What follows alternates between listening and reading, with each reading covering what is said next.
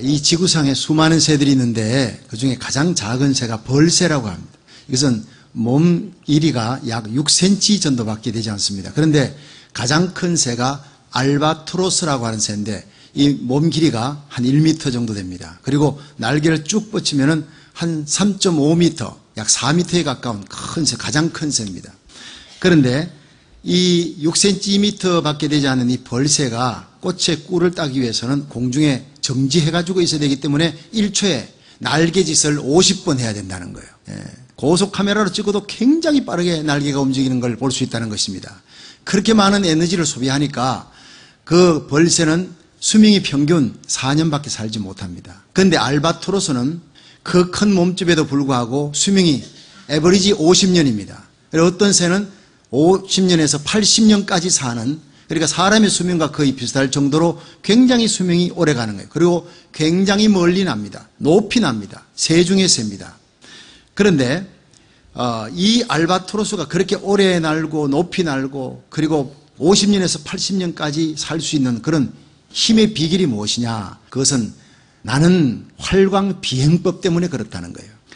하늘을 나는데 바람을 이용한다는 거예요. 폭풍이 불면 다른 새들은 다 둥지 속으로 들어가 버립니다. 보금자리로 움직이지 않는데 그때 폭풍이 불면 이 알바트로스는 신이 나는 겁니다. 절벽 꼭대기에 올라가서 폭풍을 향해서 몸을 던집니다. 그러면 그 폭풍의 힘에 의해서 날개짓을 조금만 움직여도 가장 멀리 그냥 수십 킬로 순식간에 막 날아가는 거예요. 그래서 이 알바트로스는 자기가 이사해야 되겠다, 멀리 좀 가야 되겠다 싶을 때는 바람을 기다린다는 거예요. 폭풍을 기다린다는 거예요. 그래서 이 새는 나는데 필요한 힘의 모든 98%, 99%를 바람의 힘에 의해서 날고 자기 몸짓으로 날개짓은 한 1%, 2% 정도만 사용합니다. 그러니까 오래 산다는 거예요. 여러분, 우리는 벌새 신자가 되지 말고 알바트로스 신자가 되기를 주의 이름으로 축원합니다. 가장 멀리, 가장 높이 나는, 오래 나는 능력을 가진 파워풀한 성도가 되어야 하는 것입니다.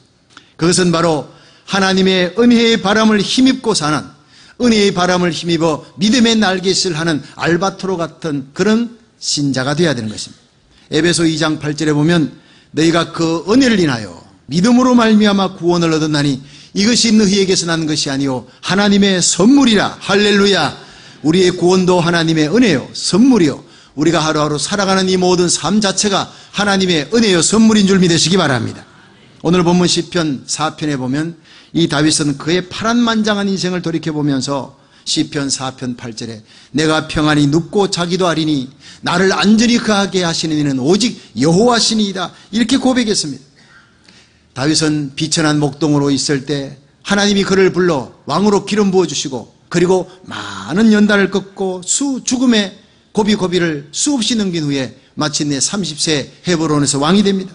그리고 돌아보니 모든 것이 하나님의 은혜, 비천한 자기를 왕의 자리까지 올리고 수없는 죽음의 고비고비마다 지켜주시고 돌봐주신, 후대해주신 하나님 생각하니 너무 감사해서 왕의 멸관을 벗어들고 오직 여호와십니다, 나를 이 자리에 세워주신 건 오직 여호와뿐입니다, 눈물로 고백했습니다.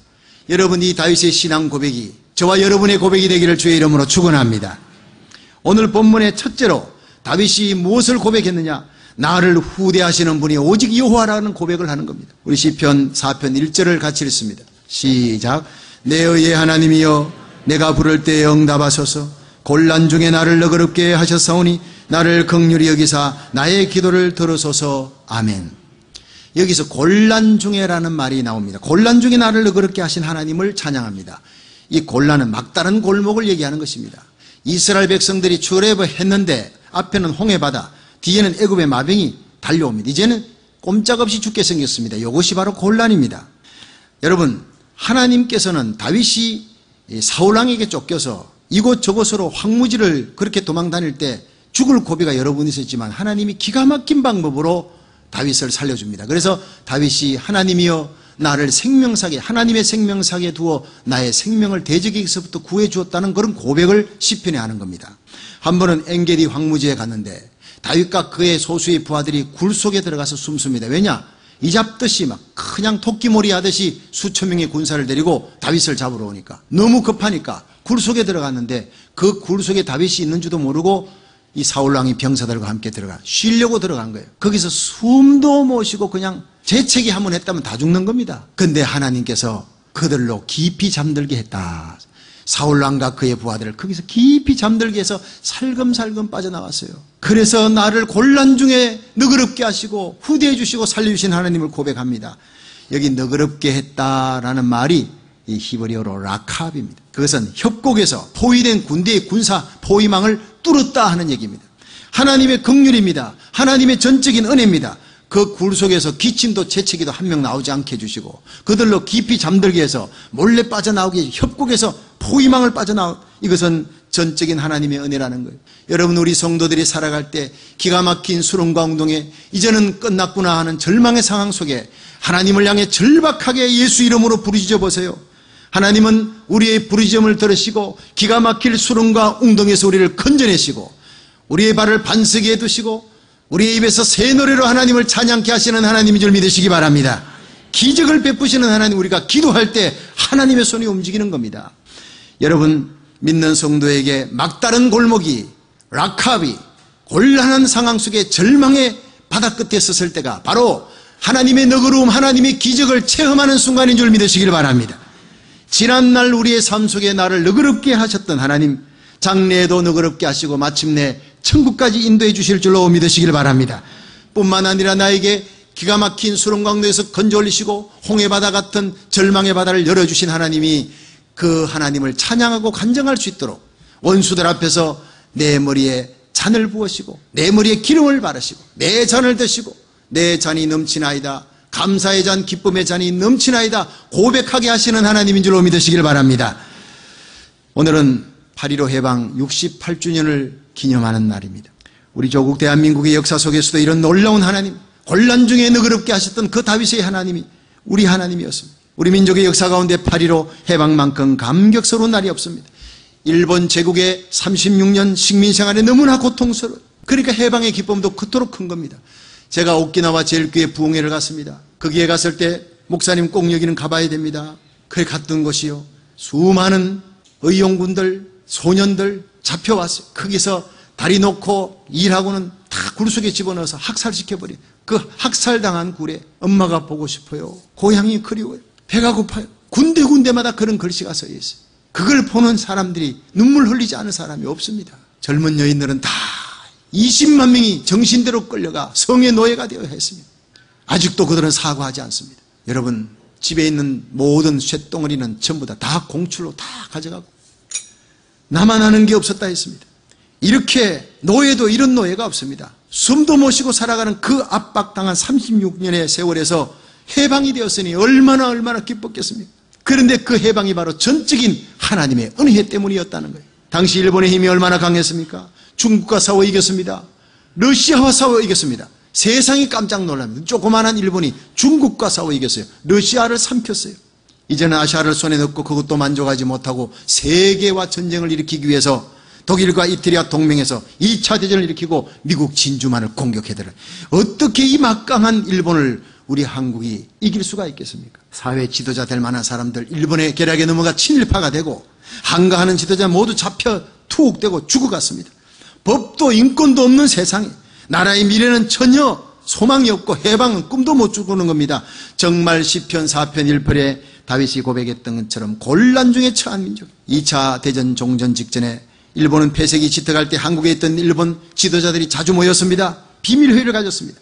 이 전쟁에서 일본은 이길 수가 없다 결론 내리고, 만약 이 사실을 조선인들이 알게 되면 3.1운동 같은 봉기가 일어날 것이다. 여기에 두려움을 느낀 일본인들이 이 민족 한인들의 정신적인 지도자들을 죽여버리자.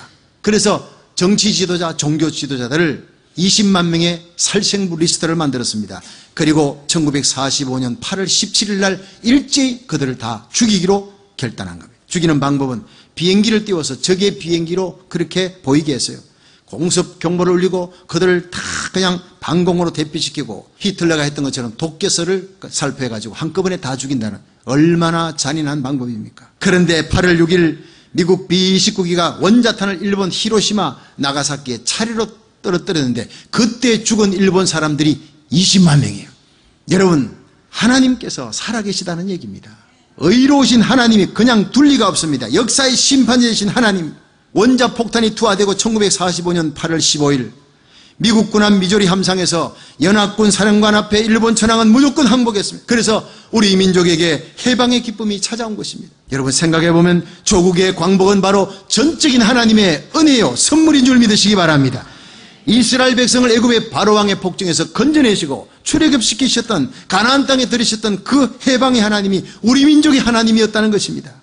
포로된 자를 자유케 하시고 눌린 자를 해방시키시는 하나님, 우리 민족을 자유케 하시고 8월 17일 그 대학살을 막아주셨습니다.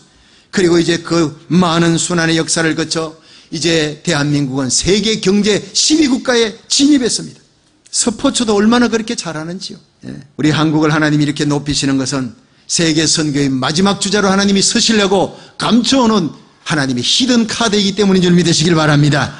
이 일의 선봉장을 삼으시기 위해 하나님은 그 많은 한인들 중에 우리를 추리고 뽑아 미국 땅에 와서 이민으로 이 미국을 살리고, 미국이 마지막 대한민국이 선봉장으로 설 때 스폰서 국가로 파트너십으로 서게 하기 위해 미국이 망하면 안 되니까 이 미국을 살리기 위해 우리 자녀들의 손을 잡고 태평양을 건너오게 하신 줄 믿으시기 바랍니다.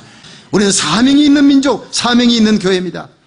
우리의 자녀들은 장차 일어날 대봉의 때에 선교를 위한 위대한 탑건으로 하나님이 서실 줄로 믿으시기 바랍니다. 우리는 오늘 8.15 해방 68주년을 맞이하면서 우리 조국 땅에 해방을 주신 이는 오직 여호와시니이다. 우리 민족을 높이시는 분 오직 여호와시니이다. 우리를 훈련시키고 우리 자녀를 훈련시켜 장차 위대한 선교의 항공모함의 탑건으로 서시는 분 오직 여호와시니이다. 고백하며 찬양하시기를 주의 이름으로 축원합니다. 두 번째로 다윗은 나로 일꾼 삼으신 분이 하나님이라고 고백합니다. 우리 3절을 읽어봅니다. 3절 4절 시작. 여호와께서 자기를 위하여 경건한 자를 택하신 줄 너희가 알지어다. 내가 부를 때 여호와께서 들으시리로다. 너희는 떨며 범죄치 말지어다. 자리에 누워 심중에 말하고 잠잠할지어다. 아멘. 여러분 여기서 하나님께서 자기를 위해 경건한 자를 택했다 했습니다. 여러분 우리는 경건치 못합니다. 우리는 죄인입니다. 그런데 우리를 불러 십자가로 이끌어 성령의 은혜로 하나님의 놀라운 긍휼로 예수님의 십자가 보혈의 피로 우리의 모든 때 묻은 영혼 먹같이 검은 죄를 흰 눈같이 이게 하여 죄인을 의롭게 만들었습니다. 할렐루야. 그리고 훈련시켰습니다. 경건한 자로 훈련시켜서 하나님의 나라를 위해서 이 마지막 시대에 쓰시려고 하나님 우리에게 은사를 부어준 거예요. 그러므로 너희는 떨며 잠잠할지어다. 교만하지 말라는 거예요. 죄인된 나를 불러 십자가의 피로 의롭게 하신 하나님, 그리고 하나님 나라를 위해 나를 일꾼으로 서시고자 하시는 그 하나님 앞에 떨며 잠잠하라. 여기 떤다는 것은 히브리어로 라가즈, 죄를 미워한다는 거예요. 죄를 미워하며 가슴 속에 불의에 대해 분노를 갖고 있는 사람을 하나님이 일꾼으로 서시는 겁니다. 믿으시길 바랍니다. 모르드게처럼 하나님이 미워하시는 아말렉의 후손 하만에겐 절대 머리 숙이지 않겠다. 하나님이 미워하는 건 우리도 미워하는 거예요. 성경이 아니라면 아닌 거예요. 성경이 변할 리가 없습니다. 천지는 없어져도 하나님의 말씀은 1.1핵이라도 변화되지 않는 줄로 믿으시길 바랍니다. 성경이 죄라면 죄로 외칠 수 있는 끝까지 외치는 성도가 되기를 주의 이름으로 축원합니다. 그런 자를 하나님이 모르드게처럼 높이시고 존귀하게 여기는 거예요. 자리에 누워 심중에 말하고 잠잠할지어다. 하루가 지난 후에 잠자리에 누워 오늘 하루 내 생각과 말과 행위가 하나님 앞에 부끄러운 것이 없었는가, 양심에 거리낀 것이 없었는가, 고요히 눈을 감고 자기를 성찰하며 돌아보는 사람, 이런 사람을 하나님이 일꾼으로 쓰시는 줄 믿으시기 바랍니다. 아무나 쓰시는 거 아니라는 거예요. 하나님이 모세를 이스라엘 영도자로 쓰실 때 보세요. 출애굽기 3장에 그를 가시나무 불꽃 가운데 부릅니다. 근데 불러서 바로 쓰지 않습니다. 신발 정리합니다. 네 발의 신을 벗어라. 네 마음대로 자행자재하며 다녔던 네 생각 고집 꺾어버리고 이제는 하나님의 뜻대로 복음의 신발 신고 날 따라오라. 어린 양 예수 어디까지 가든지 따라가라. 이런 사람을 쓰는 거예요. 출애굽기 4장 보니까 손 정리하잖아요. 손을 넣었다 빼니 문둥이 손이 되는 거예요. 다시 넣었다 빼니 깨끗해집니다. 40년 전에 사람 쳐 죽인 그 손으로 너 일할 생각하지 마라. 하나님에게는 시효가 없습니다. 40년이 아니라 400년이 지나가도 하나님은 그 죄 끄집어내어서 다 처리하고 난 다음에야 쓰시는 하나님 믿으시길 바랍니다. 손과 발이 깨끗게 된 자 하나님이 쓰실 줄로 믿으시길 바랍니다. 하나님은 능력 있는 자, 실력 있는 자를 일꾼으로 쓰는 것이 아니라 경건한 자, 거룩한 자, 하나님 앞에 회개한 자, 깨끗게 된 자를 하나님이 쓰실 줄로 믿으시기 바랍니다. 떨며 범죄치 않기로 작정하는 자, 죄를 미워하는 자를 하나님께서 일꾼으로 서신다는 거예요. 자리에 누워 심중에 말하고 하나님 앞에 기도하는 자, 하나님의 뜻이면 반드시 순종하는 이런 사람을 하나님이 찾아서 이 시대에 하나님이 부흥의 뇌관으로 쓰실 줄로 믿으시길 바랍니다. 20세기 최고의 영웅 중에 한 사람이 바로 찰스 린드버그입니다. 그는 최초로 경비행기로 대서양을 건너갔던 사람. 당시 경비행기로 3,600마일 대서양을 항해하려는 사람은 없었습니다. 그런데 누가 이렇게 경비행기로 대서양 항해하면 25,000불을 주겠다. 당시 25,000불은 굉장한 겁니다. 그러니까 그게 혹해가지고 또 영웅심에 비행기 타고 가다가 6명이나 죽었습니다. 어떤 사람은 경비행기에 그걸 대서양을 건너가야 되니 중간에 급유도 못하니까 그냥 가스를 너무 많이 넣어서요.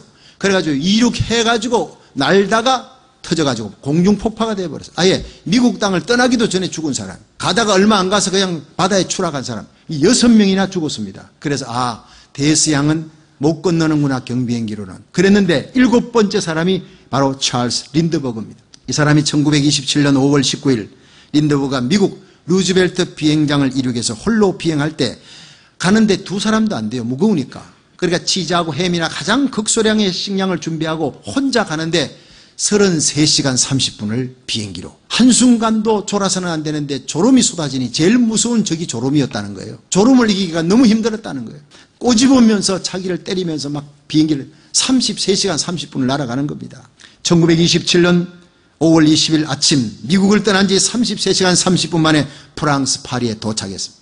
린드버그가 도착하기 1시간 전에 프랑스 파리에 10만 명의 인파들이 린드버그를 맞이하기 위해서 몰려들었습니다. 린드버그가 도착하자 수많은 인파가 몰려서 린드버그를 행가래를 치는데 린드버그가 1시간 동안 땅에 발을 디딜 수가 없었다는 거예요. 사람들이 인파에 밀려갖고 막 떠매여가지고요. 그렇게 열렬히 환영했습니다. 그때 프랑스 최고의 담배 회사 사장이 머리가 반짝한 거예요. 린드버그를 사용해가지고 돈 좀 많이 벌어야 되겠다 하고 린드버그에게 제안을 한 게, 당신 담배 한 번만 딱 피고 사진 한 장만 딱 찍고 그 사진 찍으면 5만 불을 주겠다는 거예요. 여러분 1927년에 5만 불이면 지금 수십만 불입니다. 대단한 돈입니다. 그런데 사진 한 장이에요. 그때 No, I am Christian. 한마디로 거절했어요. 나는 그리스도인입니다. 나는 그렇게 담배 필 수 없습니다.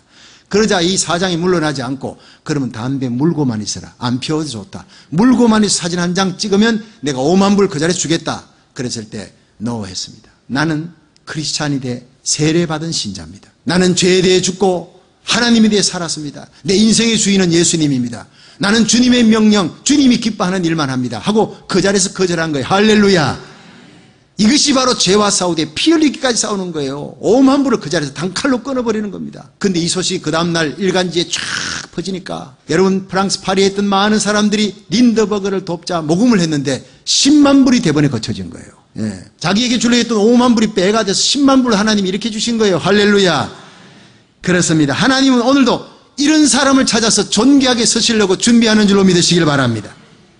이처럼 죄의 유혹을 거절하고 떨며 범죄치 않기로 작정하는 자, 거룩한 그리스도의 신부로 신앙의 정죄를 지키는 자를 주님께서 귀히 여기시는 줄로 믿으시길 바랍니다.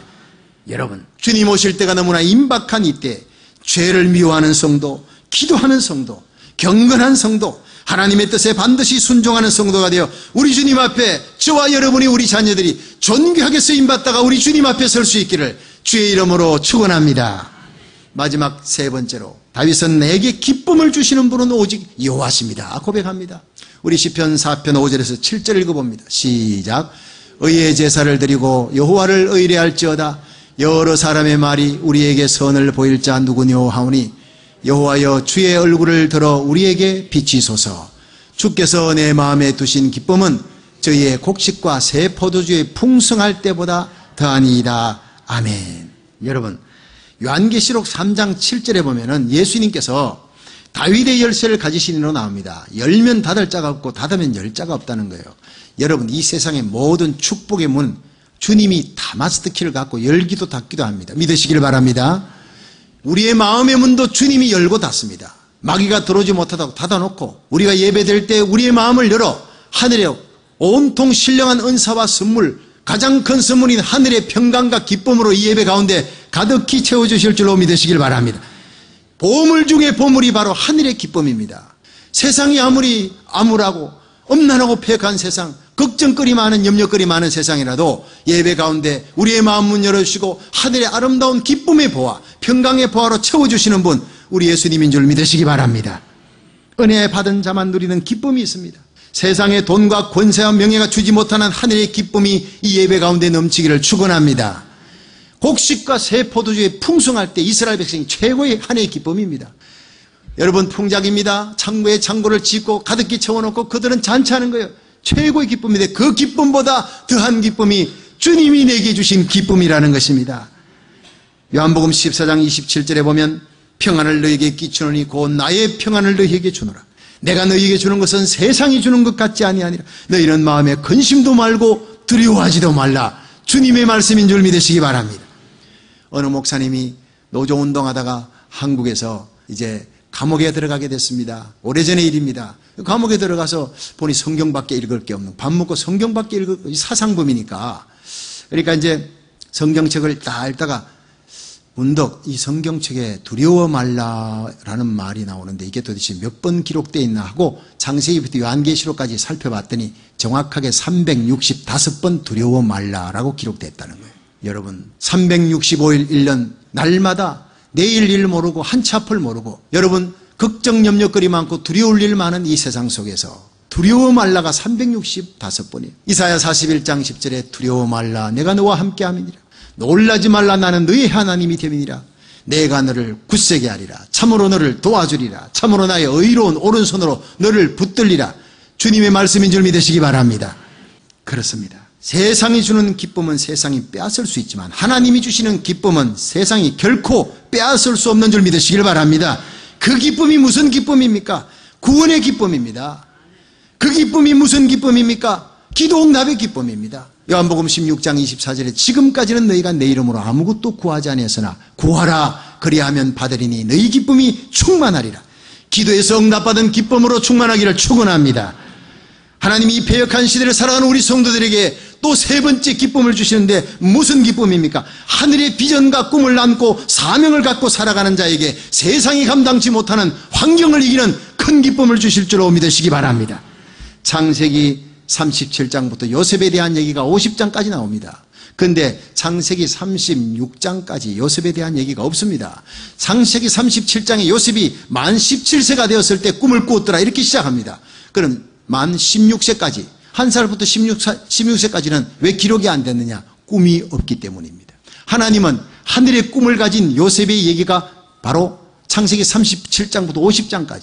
여러분 우리가 예수 믿고 구원받아도 꿈이 없는 백성은 하나님이 기록하지 않습니다. 하늘의 꿈과 비전을 가지고 우리를 이 땅에 보내어 우리와 우리 자녀들이 이 땅을 새롭게 하는 대부흥의 뇌관이 되고 사명자로서 살게 하여 주옵소서. 이렇게 살아가는 자에게 하나님 나라와 의를 구하면 모든 걸 더해주시는 하나님 존귀하게 세워주시고 넉넉하게 채워주실 줄로 믿으시길 바랍니다. 하나님이 책임져 주시는 거예요. 그 17세에 꾸었던 꿈 때문에 해와 달과 여름별이 자기에게 절하는 그 꿈 때문에 볕단이 자기에게 절하는 꿈 때문에 요셉은 물 없는 구덩이에 빠지고 애굽에 팔려가고 또 보디발 장군의 아내의 유혹을 이겼는데 억울하게 감옥에 들어갑니다. 그러나 그 모든 고통스러운 환경 속에서도 하늘의 꿈과 비전이 있었기 때문에 요셉은 웃을 수 있었고 하늘의 희망을 가질 수 있었어요. 결코 낙심하지 않았던 것입니다. 성도 여러분, 저는 하룻밤도 꿈 없이 잠든 적이 없고 하루아침도 꿈 없이 깬 적이 없습니다. 하나님이 주신 비전을 안고 새벽마다 의의 제사를 드리며 여호와를 의뢰하는 성도들과 함께 기도하며 부르짖었습니다. 우리 교회는 반드시 잘된다. 의의 길 가는 주님 시온교회, 주님의 교회 반드시 부흥을 주실 줄로 믿습니다. 그 꿈을 갖고 확신을 갖고 살아왔습니다. 이 꿈으로 인해 우리는 하나가 되었고 이 꿈으로 인해 우리는 하나님을 소망하며 쓰러진 자리에서 일어날 수 있었고 기뻐할 수 있었습니다. 성도 여러분, 우리 모두 이 하늘의 꿈을, 하늘의 비전을 함께 꾸며 이 꿈이 이루어지는 기쁨을 함께 누릴 수 있기를 주의 이름으로 축원합니다. 이 꿈이 이루어지더라도 우리는 다윗처럼 나를 곤란 중에 너그럽게 하시며 나를 후대하신 분 오직 여호와시니이다. 부족한 나를 일꾼 삼아 존귀하게 세워주신 분 오직 여호와시니이다. 나에게 영원한 기쁨 주신 분 오직 여호와시니이다. 그렇게 하나님께 영광을 돌리며 살아갈 수 있기를 주의 이름으로 축원합니다.